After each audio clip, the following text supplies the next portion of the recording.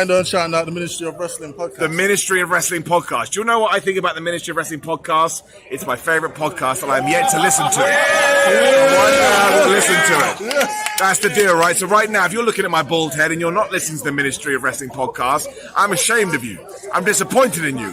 You've made me sad. And the only way you can sort this out is by listening to the Ministry of Wrestling podcast. Do it now. And subscribe.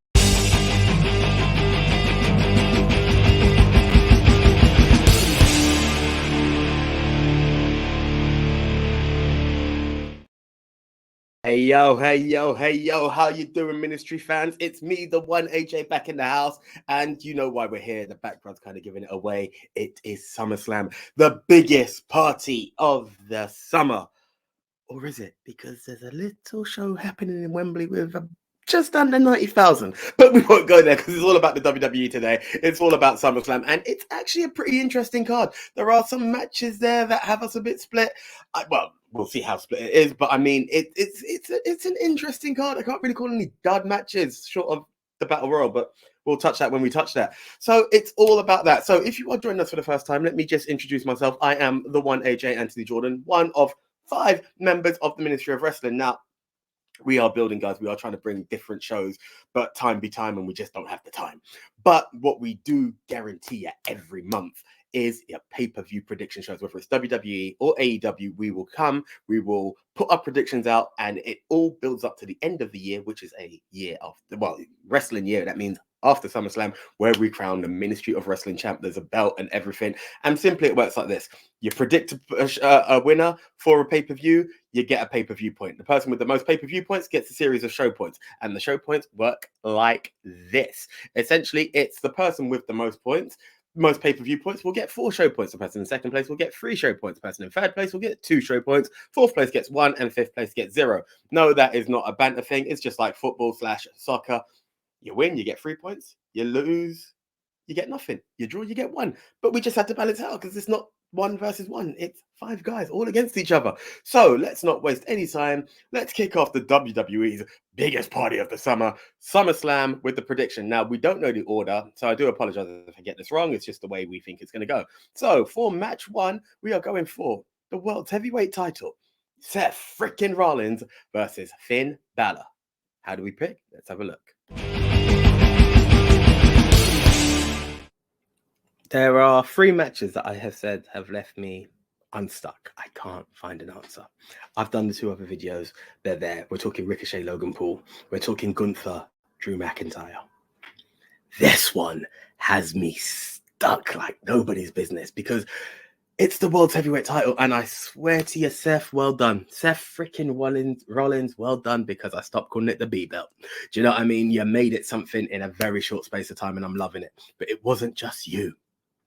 Finn Balor is also very, very instrumental in making this title worth something. The Judgment Day are instrumental in making this something. Damian Priest is holding the briefcase. Rhea is holding the title. Dominic is holding the title. The leader is holding nothing. The leader deserves to hold something. The leader won this. No, he didn't. He won the other title, but he won a title, an inaugural title at SummerSlam. 7 years in the making. And who could he take it off? The same guy he beat before. But he lost to this guy at Money in the Bank. Now, I've seen Seth lose 3 times to Cody Rhodes. WWE are not opposed to making people lose X amount of times. Jimmy's going to do it to Roman. I'm not being deep. It's just real. I would love to see Finn Balor as champ. I need to see Finn Balor as champ because more than anything, more than just holding the title, more than anything else, more than wanting to see the Judgment Day be the ultimate running this business, holding titles and angles all over the place, and that stare down, the fact that it could go any way. Do we turn Drew heel and make him go for Seth, or do we keep Drew face and make him go for Finn? And this is another idea. This is what I stopped at earlier when I said stay tuned. This is an idea that's in my head. But it's the idea of the Judgment Day running the entire business that says to me, WWE are going to keep it on Seth Rollins. But I don't know. I'm sorry, guys. This was making the video longer than it is. I don't even know how long the other guys' video is. So this could be one of the biggest videos you ever watch. But I'm unstuck. I don't know which way to go. I'll be honest. And I've spoken to Nico officially, unofficially, and I was like, I'm going this way. You've recorded your video, you're gonna know mine, and my pick is this. Like, there was no swaying, it's just what it is. I'm unstuck. I really need it to be Finn. I don't want it to be Finn. I need it to be Finn, but it's Seth freaking Rollins. And I said, if I go Seth for points, I'm going to go with Seth, but I'm going to go with Finn, and I'll be happy that Finn wins and willing to sacrifice the points. I'm not so sure now. I'm still stuck. I need it to be Finn so badly, like I needed LA Knight, and then I went the wrong way. Seth is on this trailblazer, but we don't need trailblazers over and over again. This is a chance to have fighting champs. This, I don't want to just see Finn win for all that. I don't want to see Finn go back into obscurity. Finn is finally back at the top of the mountain, and this is what we need. But do WWE trust him as a face of their company? And that is what scares me. Do they give us a Finn versus Roman at Survivor Series, when obviously there's so much to be said in Roman versus Seth at Survivor Series, but there are still months between that. They can play hot potato. They can do what they want with this title. This video is going on way too long. Way too long. But I don't have an answer, guys. I'm going to give myself 5 seconds, and whatever comes out of my mouth is what's going to come out of my mouth. 5, 4, 3, 2, 1. Seth Rollins. It should be Finn, though. It should be Finn, and I hate the fact that I've said Seth. I maintain I'm sticking with Seth, but Finn, if you do it, I don't care if I lose the belt, my ministry belt over this. When I say mine, I say our belt, because I lost on this, because I want you to win. I want you to stand tall, and I want the Judgment Day to stand tall. So Seth to win, but Finn, don't do me bad, bro. Win. Seth Rollins versus Finn Balor. Now, this one has so much potential to be interesting, but I don't believe we're going to get that. So my prediction is that Seth Rollins beats Finn Balor. What they should do, this would be my, to quote the one AJ, this would be my big call, would be for Finn Balor to beat Seth Rollins, and then instantly Damian Priest to cash in on Balor. Now, a few weeks ago, that actually would have been my prediction, because they were teasing that the Judgment Day are breaking up. But the Judgment Day is so strong at the moment, and they're one of the great attractions on Raw and in WWE in general, that I don't think they're breaking them up. So the idea of Priest cashing in on Balor, I can't see that happening, although it would be entertaining as all hell. There's an outside chance that Rollins wins and Priest cashes in on Rollins. That may be teased. But I think out and out Seth Rollins is going to win this match, and I think he's going to leave with the title, which sucks because it's the boring safe choice, and there's so much more interesting stuff they could do here, but I think it's going to be a straight cut.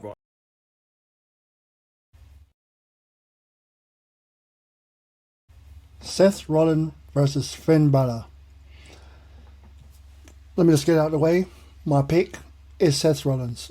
Just because, come on. They can't give it to Finn because there's a story in the Judgment Day breaking up, and this is the thing. If Finn wins, then he's going to get cashed in, and Finn's not going to get all the title. There's going to be another person, he holds another title for less than a day or whatever, something like that. But they can't take it off Seth yet because it's meant to be the workers' title, and if they take it off him, it just means nothing. It still means nothing. It's just, still saying this is the nothing title until they say make it different for me. But right now, yeah. To be honest, I don't really care about this match. I'm being real with y'all. I don't really care. I know there's meant to be some big Judgment Day story, but yeah. Seth Rollins winning. Finn and Seth, please put on a good match this time. Y'all don't really do good together, but two great wrestlers not putting on good matches. What the hell? All right, anyway. Okay, so this is my prediction for the World Heavyweight title match between Seth Rollins, the reigning defending champion, versus Finn Balor in a match that is 7 years in the making. Now, it's very interesting with this because obviously he's got himself in the title run again, and it's also very interesting because of the situation with the Judgment Day. Now, Damian Priest holds the Mr. Money in the Bank, otherwise known as Senor Money in the Bank. And it's very interesting how this angle could go down. Now, could Balor win and then he cashes in on his own guy, kind of bringing out the dissension to a full-blown thing? Or would Seth retain because of some kind of interference from Damian Priest? Finn Balor loses, but then he just proceeds to beat the shit out of Seth, and then Priest cashes in. This is tricky. And then, I'm hearing about the likes of Finn Balor being injured, but then I heard that he popped his shoulder back, so he's okay now. But then I'm not really sure if he has to take time off. At the same time, Seth has got like roles to play in different TV roles, so it's like very interesting, you know. Now, with the world titles, a lot of champions have had that kind of swing where they get to dictate whether they drop the title or not. Roman Reigns and Brock Lesnar are a fine example of that. If you're the world champion, I believe you should be able to have some kind of swing. So, you know what, just for interesting situations, because I have to think about this with my head, I'm going to say Seth to retain, but I've got a really funny feeling that Damian Priest is going to cash in that match. So, yeah, I'm going to say Seth to retain. Seth Rollins versus Finn Balor for the World Heavyweight Championship. Now, if I was booking, ultimately, I would love this to be, Finn's redemption arc. Yeah, they keep bringing up the 7 years thing and the Universal title reign that never was. He's supposed to be the first, champion ever, but he never even hold it for a day? Yeah, which it's quite sad, to be honest. And it's quite sad that WWE never actually gave Finn Balor that chance again. So, my heart says I would actually like Finn to win, because I feel you can swap a title around. It doesn't need to be 2 long title reigns.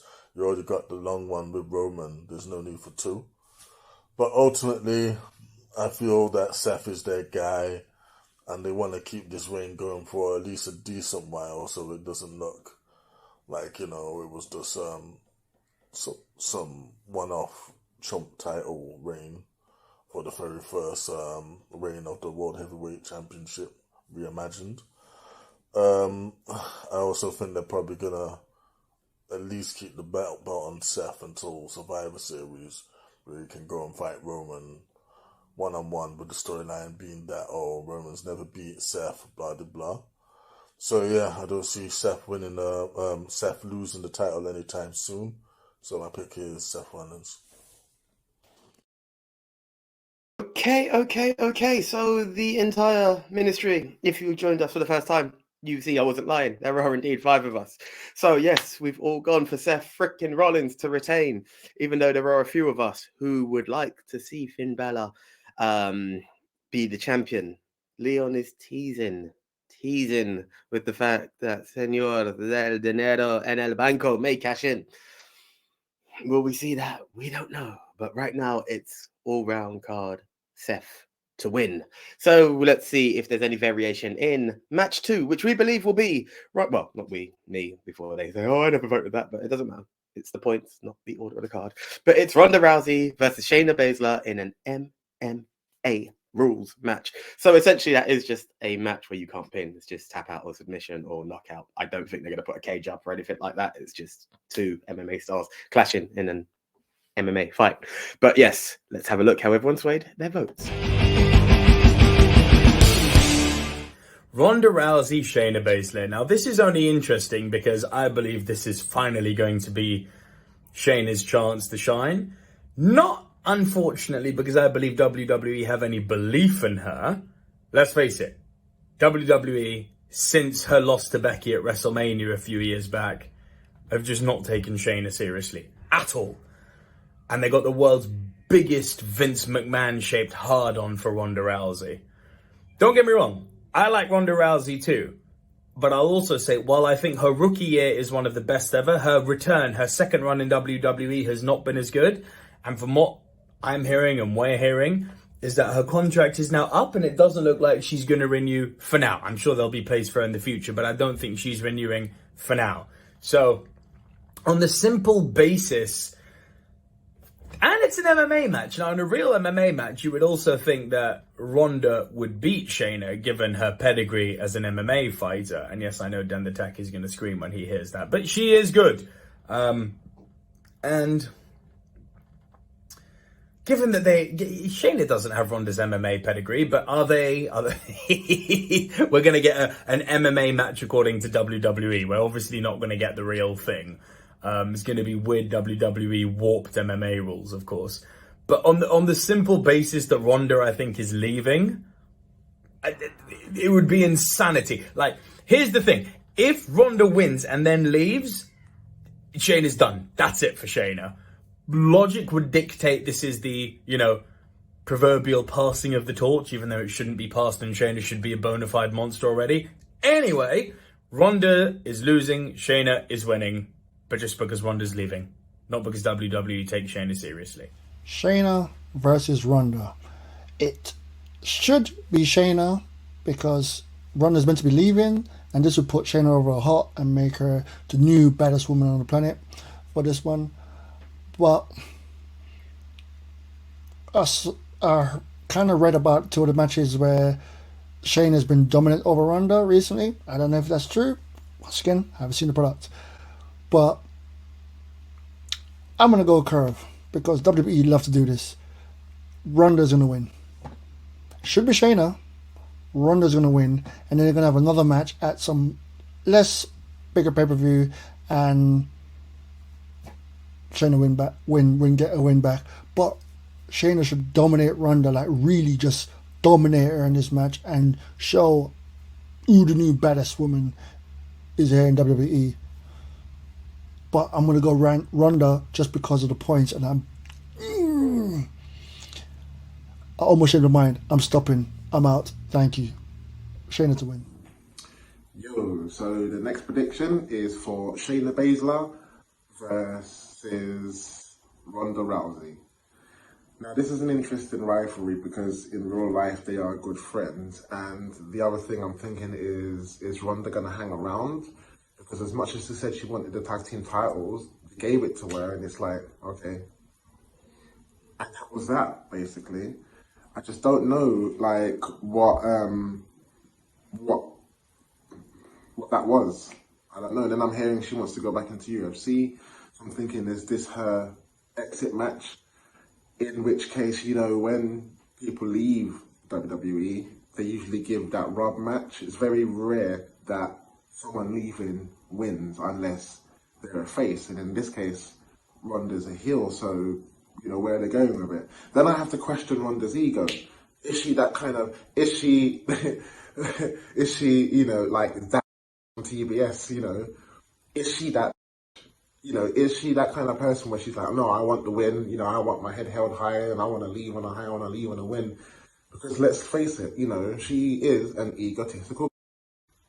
So it's funny, maybe she's the person to give Shayna the push, because at the same time, Shayna really needs that push. She was lethal in NXT. And now that it seems like she's been going to singles matches again, this would be a very beautiful push in putting her in the title run, and I think it's well deserved for her to at least be in the title run. And for that to happen, Shayna has to win this match. So as much as my head thinks that Ronda may win this match, for it to make sense and for the push to make sense, I'm going to say Shayna wins the match. Maybe she gets her ass beat afterwards, but I will say Shayna wins. Ronda Rousey versus Shayna Baszler. I'm happy this match is happening. Yeah, it's a bit sudden because Ronda is imminently going to be leaving the company, so we're here. Personally, I would have thought this would have been a dream match, years ago when we had Ronda first come in and, she was the baddest woman on the planet. And Shayna Baszler was on the NXT Queen of Hearts version, the best version of her, when she was just dominant. Just nasty, straight up. Yeah, one of the best NXT women's champions of all time. Yeah, I would have liked to have seen that version of Shayna versus Ronda. Now, right now, we're getting a bit of a watered down version of both individuals, which is sad because their backstage vignettes that they've been showing, yeah, have been really good. And to be honest, this is the type of emotion, drama, and history you could have built into a WrestleMania main event. If the people involved were still utilized how they was in their very height of their popularity.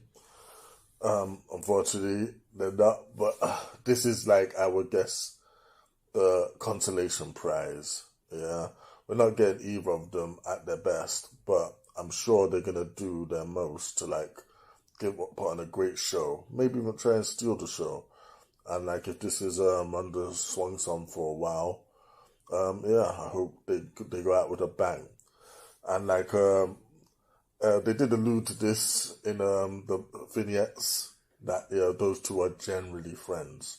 So as such, I think Ronda is gonna want to do the best thing for her friend going out the door, and like, yeah, Shayna Baszler gonna pick up the win. Hopefully, this leads to something for Shayna. Hopefully, this is like, a resurgence of what she called the Queen of Spades or something. Yeah. Hopefully, like, this is her resurgence, and bring back her old music too. You did it for Tommaso Ciampa. Bring back her NXT music, far more badass.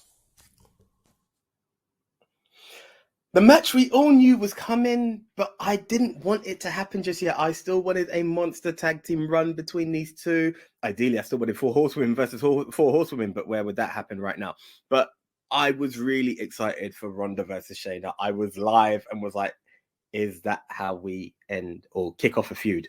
End the tag team title run, kick off a feud. I don't know. I've not had a chance to watch many SmackDowns, or I believe they're SmackDown or Raw, wherever they're on, to be able to get a good feeling of why and how and what have you. However, let's not waste any time. I have to go with Shayna Baszler. Shayna's my girl in that view, guys. Like, you saw it in the Rumble. That was my dark horse, someone I wanted to be something and do certain things, or my Iron Woman. Yeah. Like, let's make something of Shayna. Let's bring back the beast, the Queen of Spades. This is what it's all about right now. This is what we're looking for. And I just done a diamond cut, didn't I? But it doesn't matter. What I'm getting at is there was rumors that Ronda's on her way out. Could she extend the feud a bit more? Possibly, but let's go with it. Let's go with the right answer. And the right answer is Shayna Baszler for the win. She beat Ronda Rousey in an MMA rules. It makes her an absolute beast. She could even be a feature on Shoot Fight Fans. That's for you, Dendertech. And she will be that person again. She's a worthy title contender. And this is what we're looking for from Shayna Baszler. So yeah, Shayna all the way. Sorry, Ronda. Bye. Okay. So we have one man who has been braver than the rest of us and has gone with the curve, as he said. So here we go. If then the tech is correct, he will then be with 5 points. The rest of us will then become second. So he would get 5. The rest of us will get 4.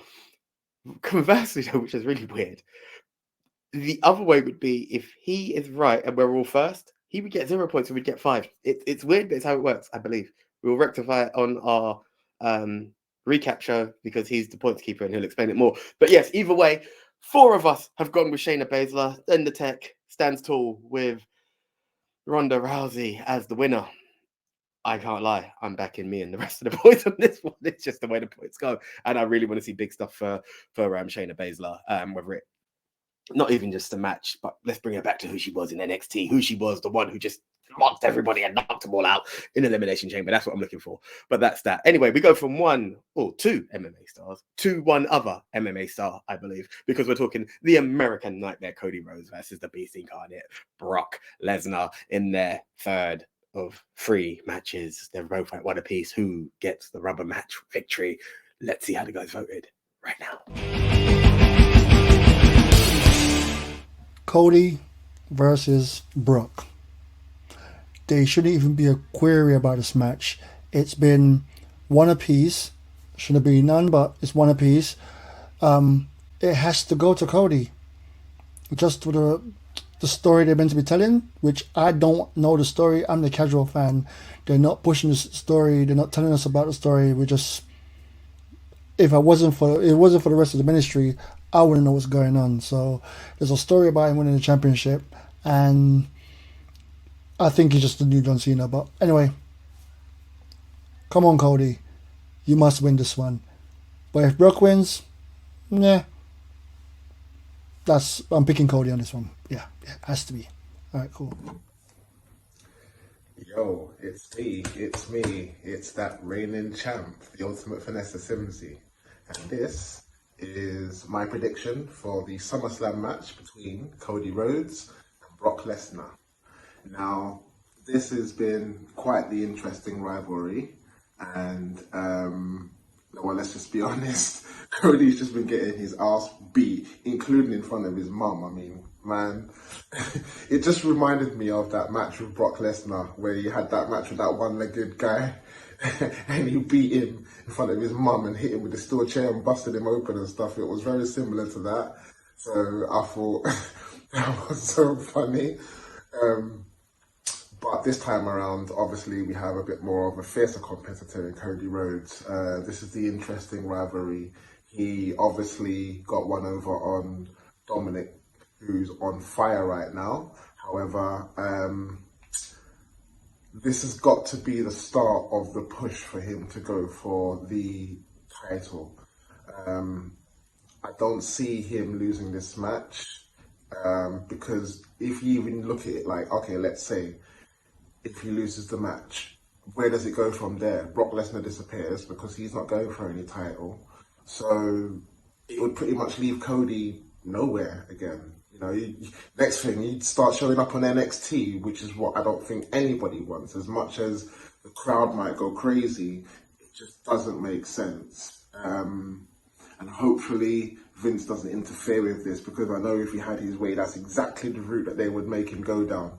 So I'm going to say SummerSlam, it's a big event. It's one of the big 4-pillar stage events. And therefore, my winner for this match, Cody Rhodes. Cody Rhodes versus Brock Lesnar. So this is the third time they're going around the rubber match. Ultimately, with how Cody has been getting his ass whooped on Raw, I can't see like Cody not winning this and like ultimately winning the feud. Because Brock is not going to be around forever. I don't think he's going to be around past SummerSlam. He's probably going to take a break for a while. Maybe pop back up around Survivor Series time or something. But Cody, of course, he's moving onwards and upwards as his role as the main face in the company. Who he faces next is up for debate, whether he's going to go against Judgment Day, whether it's against Seth, who knows. But ultimately, he's going to win here. My pick is Cody Rhodes. The American Nightmare, Cody Rhodes versus the Beast Incarnate, the Conqueror of the Streak, Brock Lesnar. Part 3. Gimmick. There was meant to be a hog tie match, and that didn't happen because WWE didn't want that. And there was meant to be something else, but hey, it didn't happen. And we're at a point where Raw's gone, and I believe they're both Raw superstars. So unless Brock turns up on SmackDown to say, I want it to be this kind of match, not much is going to happen. It's just a wrestling match with two main event stars for nothing. Not even number one contendership, just fight because, hey, let them fight. And Brock just decided to turn on him as a tag team partner at the Raw after WrestleMania, where they've both lost to Roman Reigns. Hey, whatever.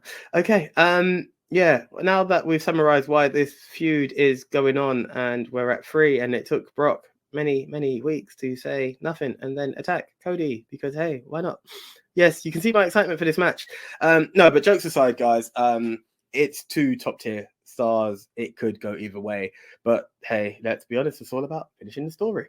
And as I said, I believe they're going to prolong a lot of stuff for Cody on Raw, and this is what they're doing. And eventually he will go over and win the WWE title, which is now the Universal title, which he'll probably rechristen WWE title when he wins it, because the World Heavyweight title is the WCW title that his dad held, not the WWE title that no road has ever held. So that is a road to travel. But more to the point, Cody to win.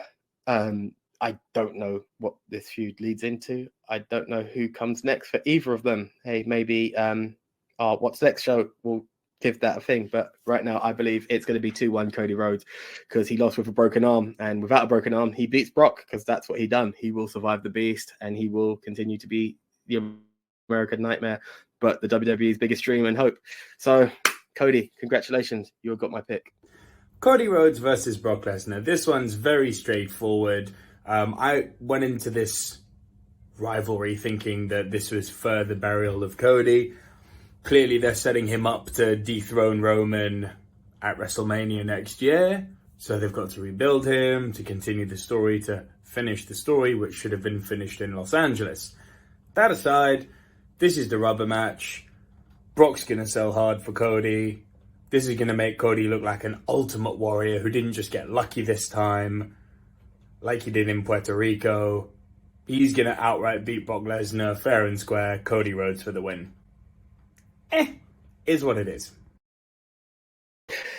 So we're all back together. Everybody believes that the American Nightmare will slay the beast. Again, it's one of those matches that there's a build, but there isn't. So you can see it in the guys that there's a bit of excitement, but maybe not enough, because we needed more depth and ground to it. Give us something to look forward to from WWE. But it will be tailored as two top performers. It's always good to see Cody. Saw him live, sang Kingdom live. It was absolutely amazing. And Brock is Brock. Like, hey, that's that. And also, that's another reason Cody got my vote. He turned up at the UK. Brock, shame on you. Anyway, let's not diverge into what happened and what hasn't. Let's keep going. Oh, God. Let's not divert and look at what happened in the past. Let's go to the future once again. And that is a next match between two high flyers. Actually, we are going to go back, because it happened at the Rumble. It happened at Money in the Bank. And now they're finally clashing one-on-one at SummerSlam. I'm talking Logan Paul versus Ricochet. One-on-one, just for fun. And let's see him flippy-dippy-do all the way. So this one should be for you, Nico.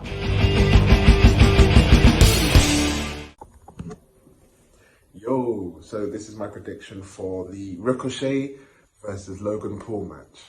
This is going to be one of those matches that potentially steals the show. Either way, it's going to be a situation where people can't take their eyes off the match. There's going to be flips, there's going to be crazy dives, there's going to be like crazy counters, all that kind of stuff. Now, my question is what WWE are doing with Ricochet right now. I don't know whether he's going to be heel, because they've been kind of teasing that over the last couple of weeks. But then obviously he's kind of still had that face potential as well. And then obviously this match with Logan Paul is that potential where obviously everyone doesn't really like Logan Paul as much as they like Ricochet. So, you know, he's like a potential face favorite in this match. But that's where the confusion comes, because I could say he loses the match and then, you know, he comes out to be a fully blown heel. But then the other question is, are they doing that with Shinsuke Nakamura as well? He's already coming out with dark colours, whereas he usually comes out in red or bright yellow or something like that, but he's coming out in dark colours. So it's like that heel turn's coming with him. It's like they've changed their mind and they're going with Shinsuke with it. For me, see, with Dominic Mysterio, his career got a lot better as he turned heel, and maybe it's the same for Ricochet, because let's face it, you know, as a face, his career is just kind of, it's been mid right now. Maybe he needs that push to be a heel. But then he can still win the match and then have this big, massive ego, which then kind of brings that heel mentality. Everyone loves him for beating Logan Paul, but then the shock factor comes out when he turns on someone who they like more than Ricochet. Because of the experience, I'm going to say Ricochet wins the match. But I wouldn't be surprised if Logan Paul wins the match, which brings that full heel turn in Ricochet. He won't have anyone to turn on because people hate Logan Paul already. And that's kind of why I've kind of gone with Ricochet, because of the fact of it doesn't make any sense if he goes the other way. Ricochet versus Logan Paul. Yeah, this should be quite a surprising, fun match. I feel both of them are going to try and do some very athletic stuff. I'm glad that Ricochet is getting a lot of shine out of this. This is someone who actually deserves to have a higher position in the company than he does. And like getting the rub off Logan Paul, you know, if that's how it has to be done, then that's fine. But that being said, is this actually a push and is this actually a rub, or is this just a showcase match for Logan Paul to like increase his stock and improve upon his story? Unfortunately, I'm going to go with the latter. In that respect, I think Logan Paul is going to get his first definitive win against Paul Ricochet. And yeah, I just hope that Ricochet can recover from such a loss. But, you know, I feel they've got big plans for Logan Paul going forward. So, hey, they're going to like continue pushing him to the moon. So, you know what? Logan Paul for the win. Ricochet versus Logan Paul. Why didn't we see this coming from Royal Rumble? Like, we saw the seeds of a jump and it was like, oh, look, two high flyers and left it as that. Money in the Bank, we all saw it like, they're on collision for a match. And it will be something. They're both supreme athletes. One is nerfed according to Nico, but we're not going to get into that. It's about two guys who know how to put on a show. And I'm not going to lie. In a previous video or coming up video, I talk about certain matches having me unsure. This one has me more unsure than I'd ever want it to be. And I don't know why. Because I work on the logic of it's Ricochet who's quite prone to losing. So it's not going to hurt to have another loss. And Logan Paul, the celebrity who's not a celebrity. So he should win. It's kind of there. It seems like Logan for the win is the answer. Then Logan mentioned that Samantha Irvin is going to have to announce another man as a winner while her fiance is in a match. And that's kind of deep. And you kind of feel like there's going to be that moment of the engaged couple. Like, hey, and the winner is Ricochet. Like, it has a certain moment. And let's be honest, Ricochet needs a couple of W's under his belt. Braun's off the map. He needs to stand out as a single star again. And this will be a good match to do it.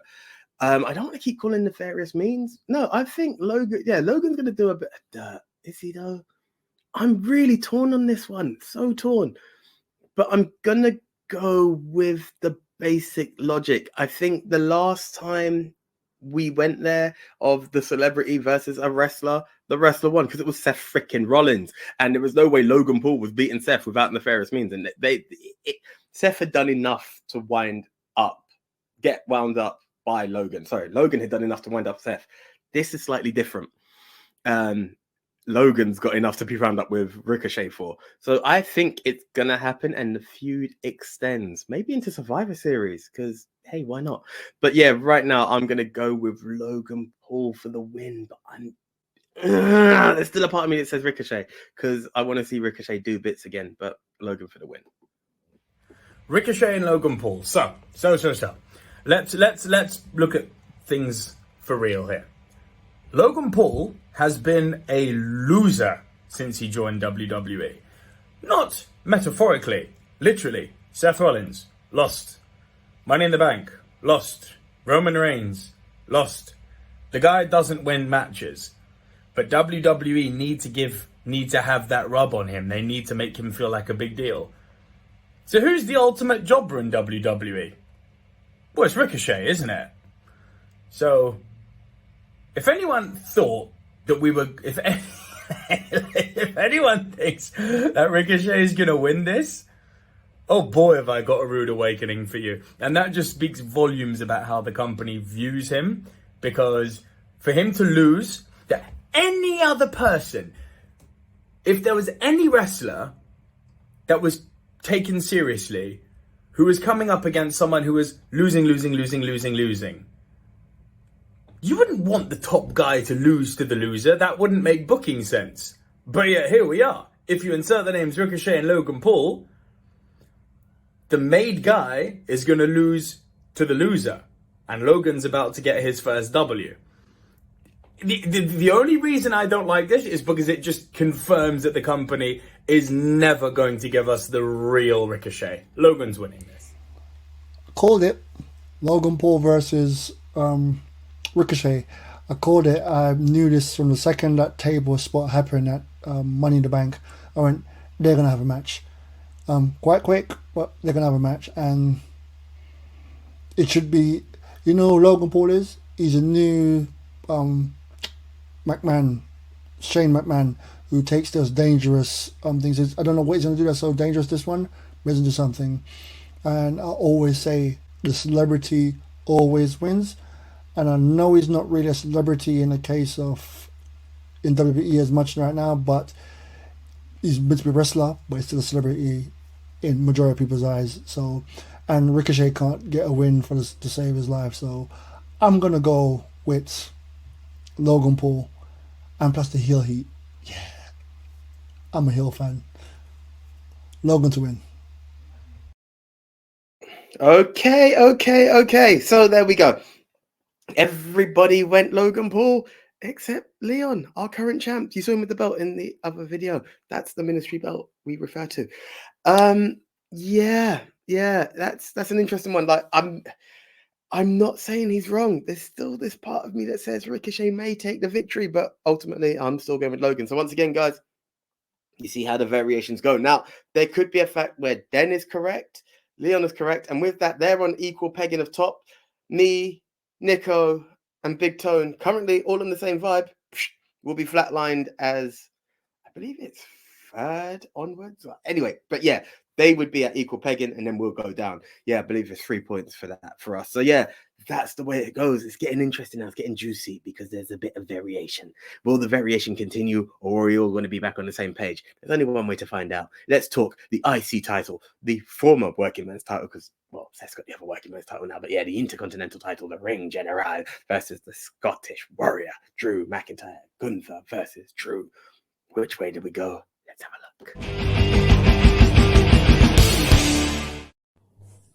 Gunther versus Drew McIntyre for the Intercontinental Championship.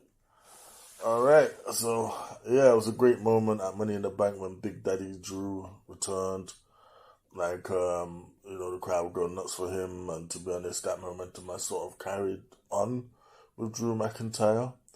And like a condition of him remaining with WWE, and being put back on TV, is for him to have a prominent role and a prominent program. So this whole thing with Gunther, I don't think this is going to be a one and done. I think this is going to just be the start. Yeah, and it's going to continue on because Gunther, he does have, I think he's got a month or two before he actually becomes the longest reigning Intercontinental Champion of all time. So I feel you want to do that. It'd be so stupid right now to come so close and then pull the trigger at the last moment, especially as Honky Tonk Man is your longest reigning Intercontinental Champion of all time. Is that something that really needs to persist in 2023? I don't think it is. Now, Gunther, as the Intercontinental Champion, has raised the stocks of that belt to heights it hasn't been seen in years. He's made it like worth something that like it's no skin off anyone's back that a main eventer like Drew McIntyre is gonna go for the mid-card title, because again, it's in a position that is elevated anyway. That being said, though, they really gotta make Gunther pass Honky Tonk Man, become the longest reigning Intercontinental Champion. Then give somebody the rub of them beating him, and then he can continue to the World Heavyweight Championship. So yeah, Gunther for the win. What's interesting about this SummerSlam is there are a few matches that have me confused. This is one of them. Yeah, we're talking the Ring General, Gunther, the leader of Imperium, versus the Scottish Psycho, Nico's favourite face and champion of the Silent Era. Iron Drew McIntyre, the man who returned at Money in the Bank, caused the storm, and he's been doing his thing. Now, with Drew returning, it looks like it's in his favour. With the strong contenders that he's had, this being Gunther, this is one of the biggest contenders. The fact that he was in a triple threat before, he's come back determined this is where his eyes is on the prize. It's there. But then we've also got the story of Gunther coming to become the longest reigning IC champion of all time, outdoing the Honky Tonky Man. And that's the thing. Honky Tonk Man, sorry, Honky Tonky. I had Santino Marella in my head there.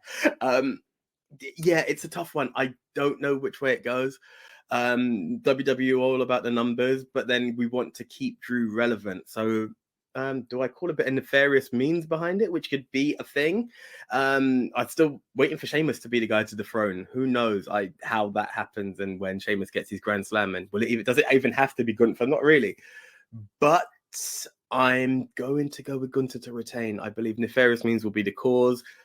He goes on even closer. He may not outdo Honky Tonk Man, but he will be that bit closer. It keeps Drew relevant. And essentially, as I said before, Drew needs to have his eyes on bigger prizes on Raw. And I feel a possible heel turn could be the way. Or maybe not. We'll see. That might come up in another prediction later on. Something's just hit me. Stay tuned. Gunther versus Drew. This one's interesting. Now, when we were all at Money in the Bank, I turned to AJ when Drew's music hit as the surprise return. And I looked at him and I was like, he's going to take Gunther's title, isn't he?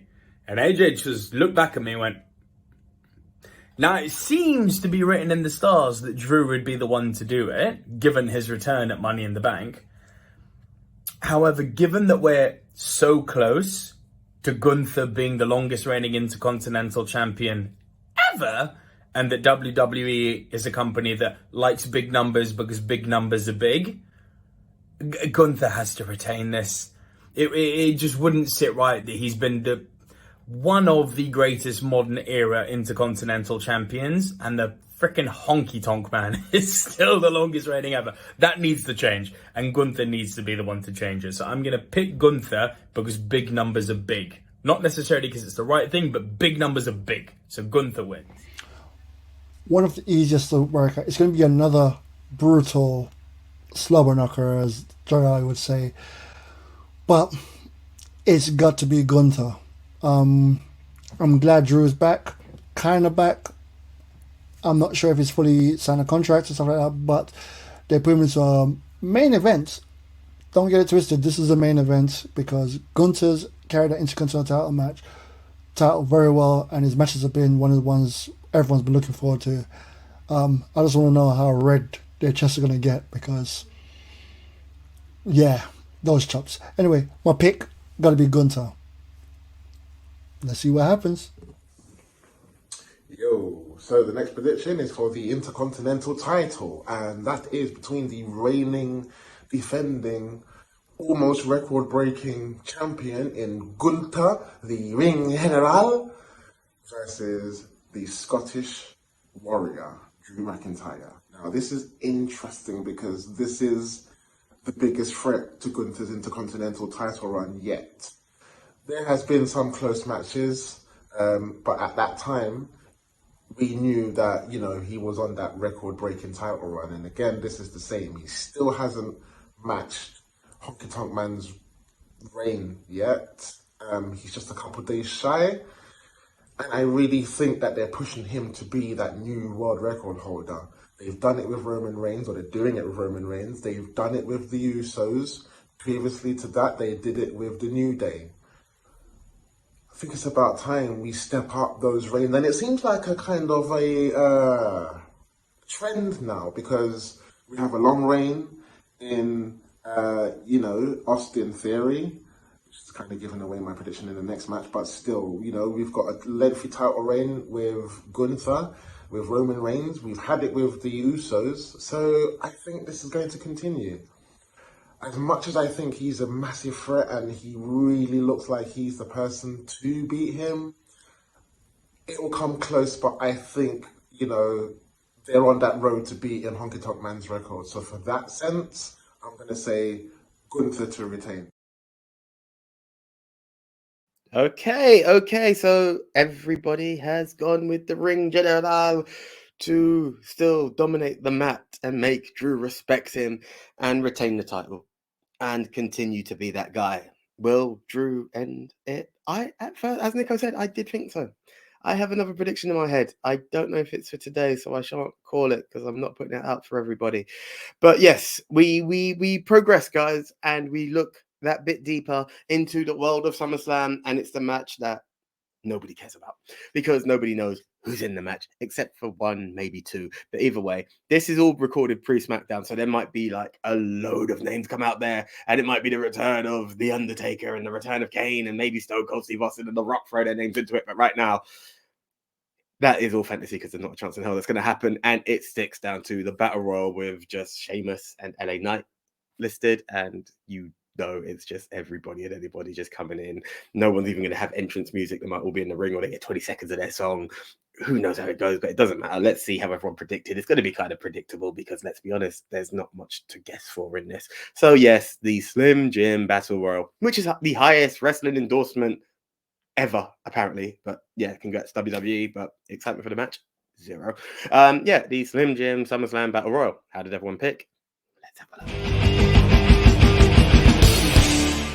Right, so there's a SummerSlam Battle Royal featuring TBC. I actually don't know who's there.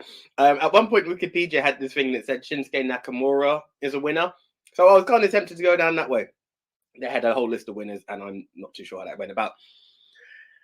I've also thought of Grayson Waller, because what happens with these Battle Royals is they've got certain hot commodities that they want to become bigger stars, so they kind of give it something because you're hot, but we don't have anything planned for you.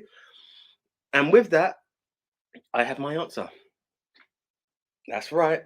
Yeah, I'm going with LA Knight because, quite frankly, he should have been in a title match by now. He should have been Mr. Money in the Bank. Not that I'm complaining with Señor del Dinero en el Banco. However, this has to be LA Knight's moment because why? There's no real heat on anyone. There's not a load of people talking about it should be me, it's going to be me. It's not the Royal Rumble.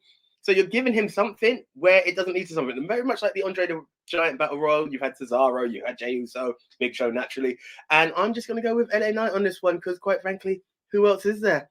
Yeah. So LA Knight for the win for me, if he's even in it. SummerSlam Battle Royal. Look, this is, there's only one man here. It has to be LA Knight. There's no one else I can see doing this. The winner of this, I suppose, is going on to take the US title from Austin Theory because Escobar's not doing it. So he didn't win at Money in the Bank.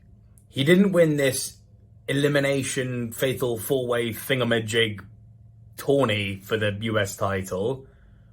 This has got to be LA Knight's moment. If LA Knight doesn't win this, he is not the next Rock or Austin or Randy or whatever. He's the next Mr. Kennedy. But LA Knight has to win. The Battle Royal, the match that no one should be able to predict because it's all over the place. If it's not LA Knight, something's wrong. It's got to be LA Knight. I'm picking LA Knight because at my WrestleMania memory is us walking up the tunnel. Yeah, didn't know who it was. Had to be explained to me why people making that noise. Then saw him at Money in the Bank and what a pop. He came out, what a star, the build for that. I haven't watched anything since Money in the Bank, but I know LA Knight is hot right now, so I'm going to go with LA Knight. Or some heelish figure. Please let Dominic be the one to throw LA Knight out at the end just to create some more heat on Dominic, but LA Knight to win. Yo, what's up? So this is my prediction for the SummerSlam Battle Royal. Now the problem with this is, like AEW's Battle Royal, this one has been added late. They've only announced 2 superstars so far in Sheamus and LA Knight, with, I guess, SmackDown or Raw, the go-home shows, that will probably announce the rest of the competitors for that match. I'm not sure if they get a title match after that, maybe an IC title match, maybe a US title match, maybe a world title match. But again, it's a very late announcement. It's not been hyped up over the weeks, which would have made it even more interesting. And that seems to be the thing nowadays. I don't know what's happening with this late additions to pay-per-views, especially SummerSlam. You know, these things should be in stone from the very get-go, you know. It doesn't give it much build, which means, like, you know, this is probably going to be the match where everyone wants to have a break or something. It might be the first match. It might be on the pre-show. I'm not sure. But at the end of the day, I think this match, and it's sponsored by Slim Jim as well, I think this match is solely designed around LA Knight. It's a sponsored match again, pretty much like the Mountain Dew. And who was in that match? It was LA Knight versus Bray Wyatt. Now, although Bray Wyatt won that match, this is a little bit different this time. So I'm going to give the bold prediction, even though there's only 2 superstars that's been mentioned for this Battle Royal so far. I'm going to make the prediction and say it with me, LA Knight. Yeah, that's the one who's going to win the match. LA Knight for the Battle Royal winner. The SummerSlam Battle Royale, or as I like to call it, the Consolation Prize Battle Royale, where we're going to try and stick as many people onto the card as possible. I reckon this is probably going to be like a pre-show match or whatever, which is fine. But like, it's too bad like I record this now because I really want to see SmackDown and see where they're going with LA Knight versus Sheamus. Because again, it's really about the whole interest and intrigue in this is about LA Knight. And will they, won't they push him as far as WWE is concerned? Now, I'm already worried because, again, this is the guy with the reaction, this is the guy with the catchphrases, this is the guy with the gift of the gab, yeah? But, like, you made Sheamus get the better of him on SmackDown, verbally, like, that doesn't... Like, I love Sheamus, feel like Sheamus is underrated in his own right, but you should not be getting the best of LA Knight right about now because LA Knight should be being pushed to the moon. It's not often you get someone that's over so organically, that has the fans invested and they want to cheer for him naturally and see him elevated. For me, like, you know, if I was making choices, WWE wouldn't even be in this match. He would be fighting Austin Theory for the US title, yeah, and dethroning him, yeah, and like, you know, make him have a run with some gold. But maybe that's coming down the line, and as such, something to help him build momentum would be winning this Battle Royale. So I don't really see any other fireable contender to win this than LA Knight.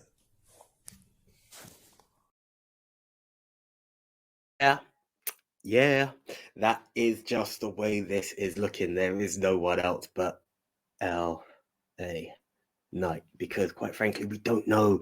Maybe it could even be like a surprise, and maybe someone like Bray Wyatt comes back. Hell, Randy Orton could come back, but I don't think they'll ever put Randy in a match like this. Let's just be real. It's lacking, but hopefully there'll be some excitement. And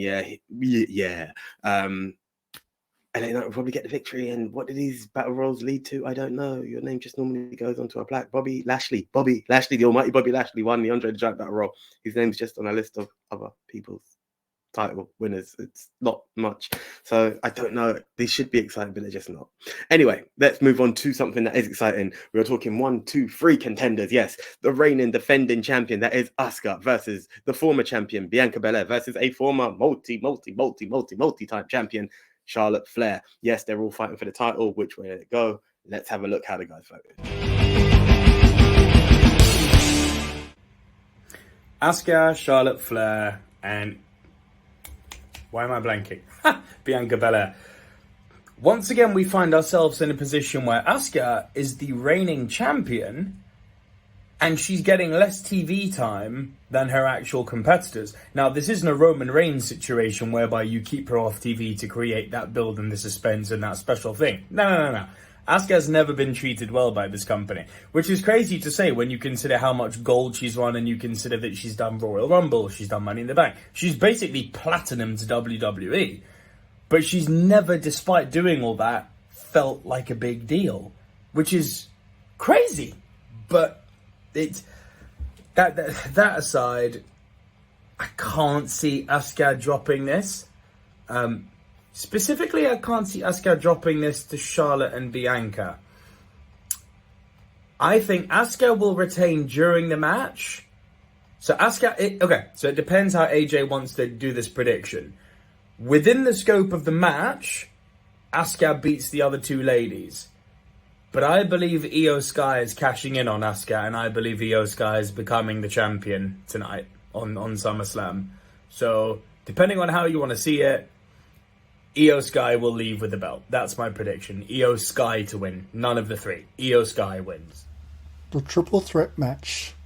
Blondie McMahon's lovely wrestler that doesn't wrestle and interrupt and do her thing.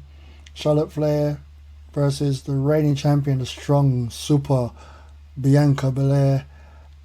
Then you got my girl, the mad one, the one that I loved during the lockdown period when I actually decided to watch the product again. Asuka. Asuka should retain, but it should be a hella match. Yeah, it should be a crazy match, and set up a match between Bianca Belair and Ric Flair again. I mean, Ric Flair, Charlotte Flair. But yeah, Io Sky could cash in, but it doesn't matter. It's about who wins the match. So I'm gonna stick with Asuka winning and Io cashing it in, even though that way Charlotte could win and Io cash in. I'm gonna stick with Asuka. Asuka to win. Yo, so the next prediction is for the women's title. The reigning champion Asuka, Charlotte Flair, and Bianca Belair. This is a triple threat match where it's very interesting because Asuka doesn't really. It's like the rivalry between her and Bianca Belair has kind of died down. Now, that should have been a continuing storyline, in my guess, but all of a sudden Charlotte's got involved. So this could go one of two ways.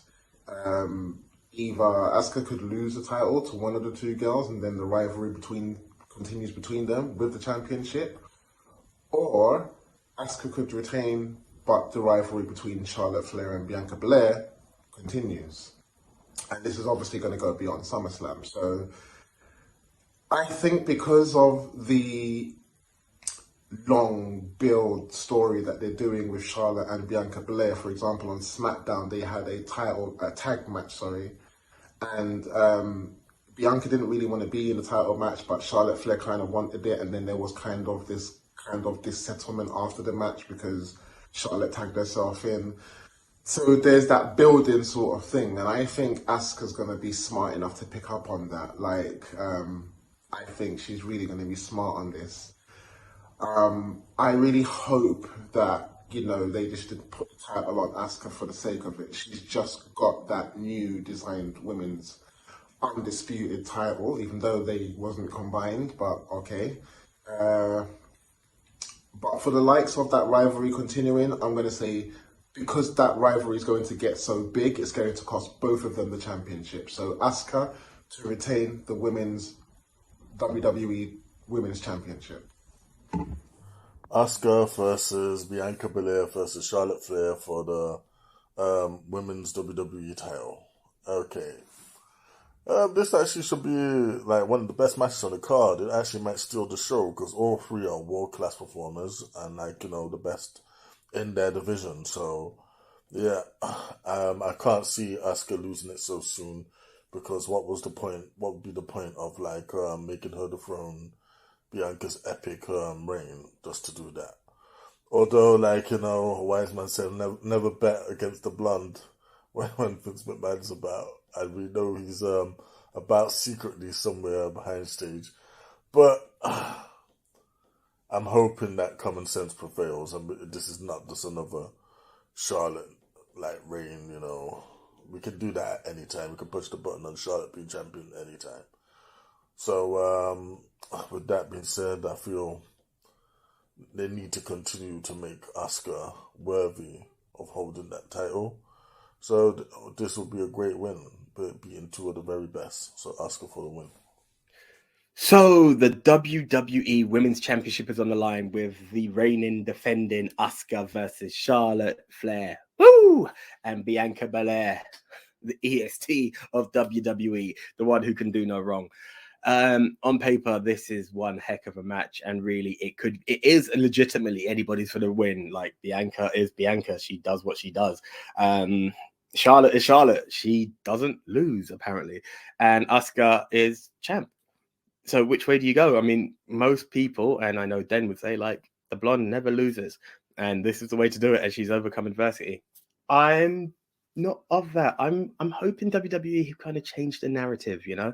I would like to believe Asuka walks out as champ.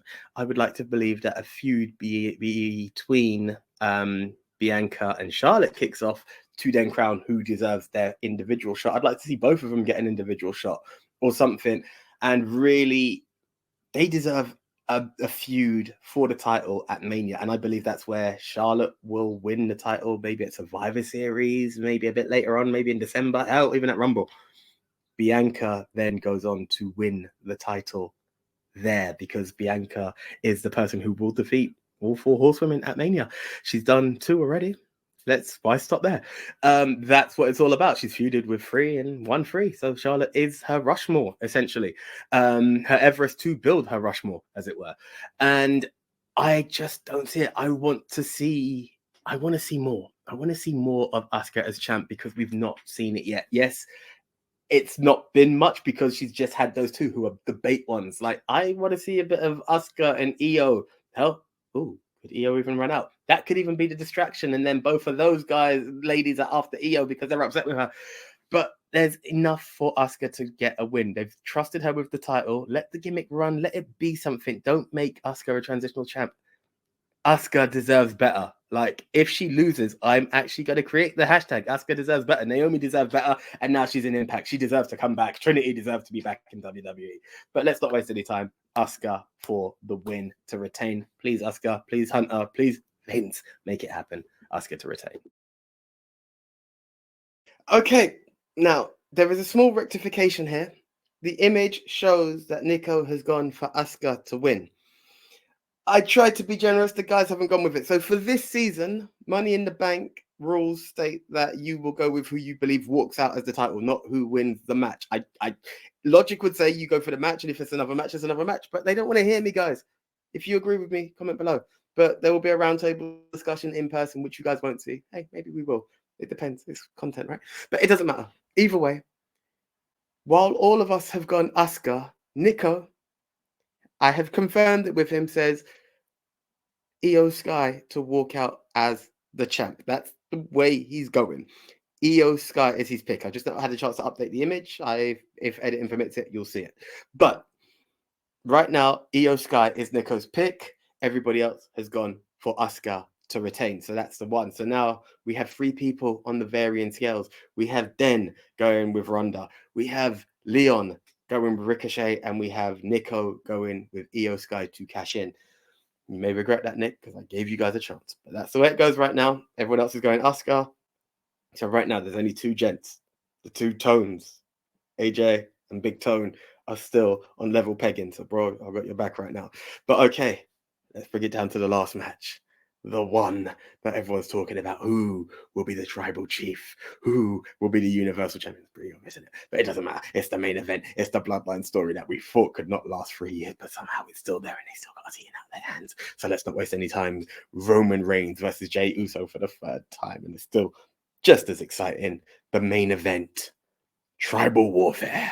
Roman versus Jey. Who will be the tribal chief? Let's see how we vote. So this is a title match with a name and stipulation that I have no idea what it is. The Tribal Combat? I'm guessing it's a street fight with a new name. Main event Jay ain't gonna win. They're gonna keep it on Roman.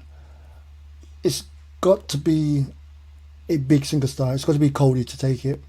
Or Solo. Jay be great, but it won't be Jay. Because you have to think, can you run it after? What can you do after that? If he wins, that's the end of the story, really. And it'll be a fizzle out kind of end of the story. So yeah, I want to go with Roman to win. Hopefully Solo turns on him.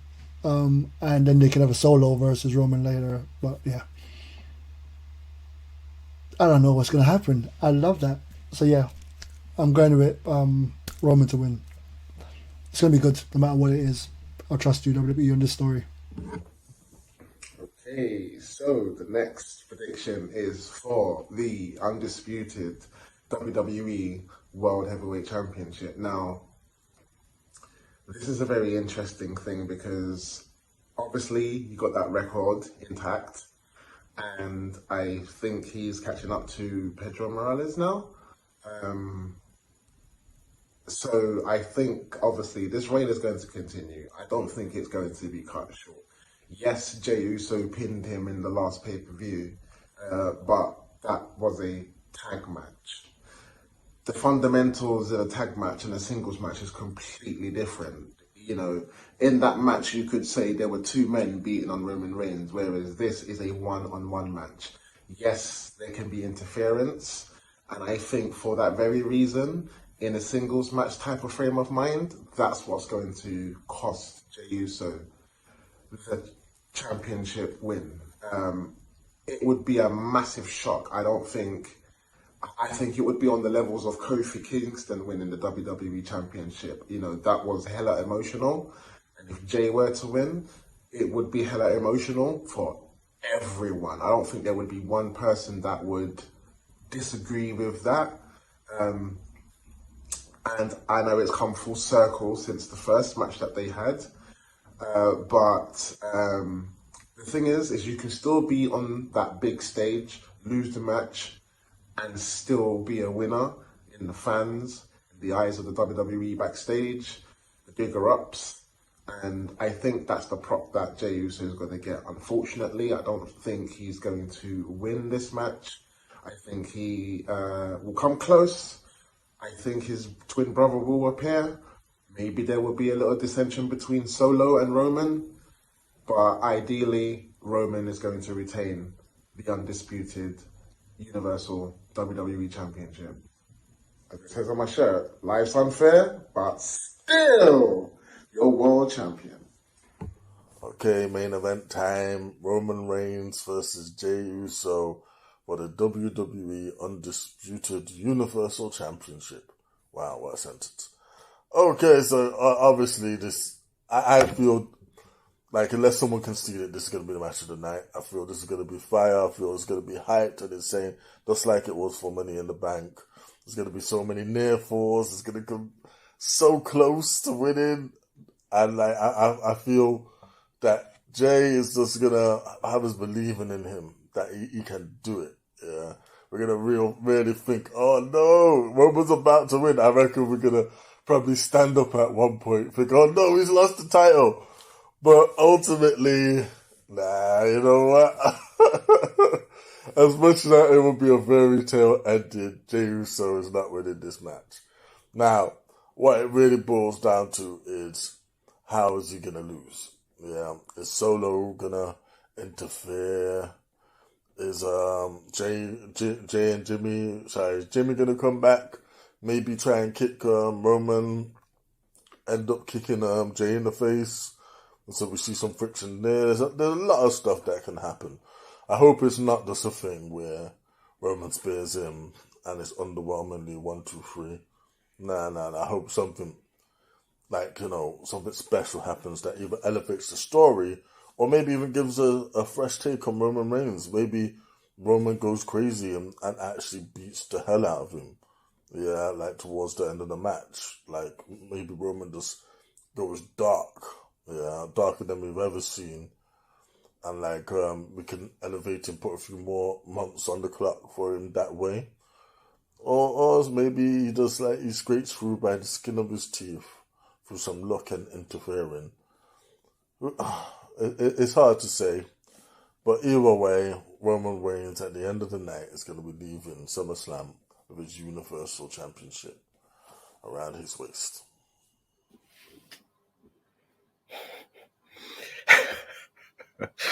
So the bloodline fallout continues, and it's a rematch of a yesteryear match, a yesteryear battle that went on, and that is main event Jey Uso versus the Tribal Chief, the head of the table for now, Roman Reigns. Because yes, we are talking tribal warfare.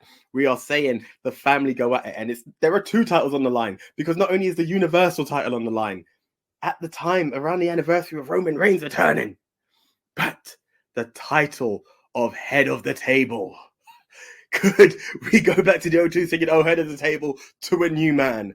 It's all very possible, but I don't think so.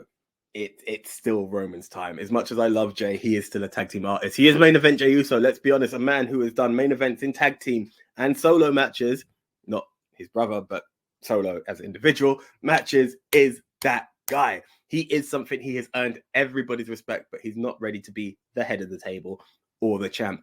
What I'm wondering, though, is what is the fallout? How does he lose? Is it Solo? Is it Jimmy? Like, we could go all sorts of crazy on this. Jimmy, the fit that helps the tribal chief, acknowledges that. Solo doesn't agree with that. Spikes Jimmy and Roman. Like, there are so many angles. Could we then have a match where it's Uso versus Uso, tribal chief versus street champ, and that's like there, and then we get a fatal four-way because we need to see it all. We need the fallout. This is the crux of it. We need to see all four of them go at it. Roman versus his cousins, brother versus brother versus brother versus cousin. Like, let them all go crazy. And you just got Paul Heyman in the corner just laughing and smiling, and then Rikishi comes out because, hey, it's family. And then you see this is the thing. People talk about The Rock might be here for Grayson Waller. Your family are fighting. They're fighting to be head of the table, and you want to come for Grayson Waller? Shame on you, Dwayne. Shame on you if you're teared up. But let's not waste any time. We tried to keep these under a minute. I'm here at 2 minutes 10. All I'm going to say is tribal chief Roman Reigns to retain. But how and what is the fallout? I don't know. Let the story keep running because I'm still loving it. They the ones, baby. Roman Reigns against Jey Uso. I am going to say something hugely unpopular here. I could not give a just because this is so predictable. Like, yeah, it's cool that we're doing this tribal combat, which is essentially just a match. It's just a match.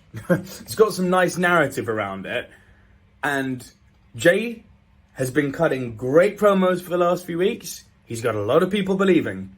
But he doesn't have Daddy Goofold. He does not have old Double V, the Viceroy Verisimilitude fold. There's no way Roman's dropping to Jey.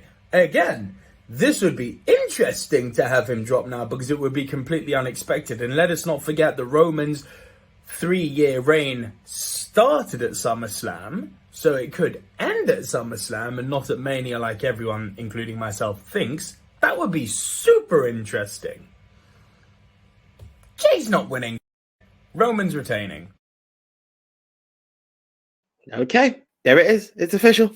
We've all gone for the tribal chief, the current tribal chief, because it's kind of the way in it, let's be real. But there we are, guys. So just to give you a bit of a recap onto the way that everyone voted, I, the one AJ, Anthony Jordan, went for Seth Rollins, Shayna Baszler, Cody Rhodes, Logan Paul, Gunther, LA Knight, Asuka, and Roman Reigns. Nico had previously stuck on a very similar level. Actually, I've got rid of it, so it doesn't matter. But this is his current layout. It is Seth Rollins, Shayna Baszler, Cody Rhodes, Logan Paul, Gunther, LA Knight, Io Sky, and then Roman Reigns to retain. Then the tech has gone slightly different. He has gone for Seth Rollins, Ronda Rousey, that's the difference right there, Cody Rhodes, Logan Paul, Gunther, LA Knight, Asuka, and Roman Reigns. We then move on to Leon, who has gone, this is a current champ, by the way, guys. He has gone for Seth Rollins, Shayna Baszler, Cody Rhodes, Ricochet, Gunther, LA Knight, Asuka, and the tribal chief Roman Reigns. And then a very wise man by the name of Big Tone has gone exactly like myself. He has gone for Seth Rollins, Shayna Baszler, Cody Rhodes, Logan Paul, Gunther, LA Knight, Asuka, and the tribal chief himself, Roman Reigns. So, guys, you can see there's going to be a bit of variety in there. There may be a winner, hopefully co-winners. That's what I'm going for right now, but it may be, it may not be. It doesn't matter. It's looking like it's going to be a fun match, and that's what it's all about.